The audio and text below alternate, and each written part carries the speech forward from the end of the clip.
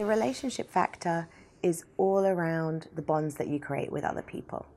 It's the depth and the quality of those relationships that you have with others and the people in your life. And it's so important.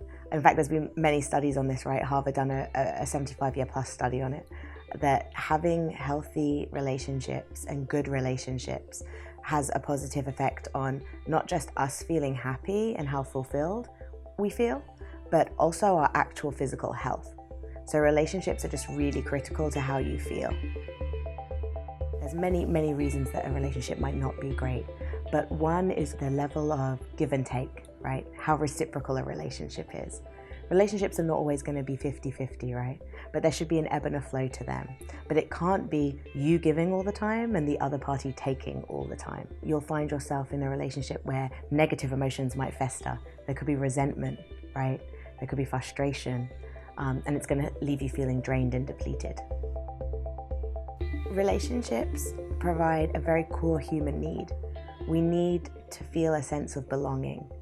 Without that kind of sense of belonging, without the conversations, without the intellect, without the socialness behind relationships, we can feel very isolated. And we won't feel fulfilled when we're feeling very isolated and alone. So in good relationships, you'll know because you'll feel good. You'll feel good around that person, right? And you won't be fearful of being yourself, your authentic self. You can go to people for advice, you can vent to them. They're not going to judge you, they're going to be there for you, they're going to encourage you, they're going to appreciate you, and they're going to value all those little parts that make you you. In your life, you have many different types of relationships. You have, you might be a mother, a sister, a partner, a manager, a leader. Like, these are all different types of relationships with your employees, with your family, with your friends. And they're all going to have their own dynamic. But it's important that you're aware of your own needs in those relationships, but also the needs of others. So what do these people need from you? And how can you deliver that to them in a way that they feel good? What's their boundaries and how can you respect them? And what's your boundaries and how can they be respected? And when you have open communications about the needs and the boundaries, you're going to build a stronger relationship because you're going to feel comfortable bringing your whole self to that relationship. So one thing you can do to really start looking at your relationships is just asking yourself, how does this relationship make me feel?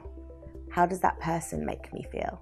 And asking yourself, can I be myself with that person? How do I feel after I interact with them? Do I feel drained and depleted? Or do I feel so happy because it's such a great time and so positive? Really evaluating the different relationships in your life. Because from that kind of awareness and that knowledge, you can ask yourself, okay, what conversations do I need to have? What behaviors do I need to shift for myself? How can I be better in the relationship?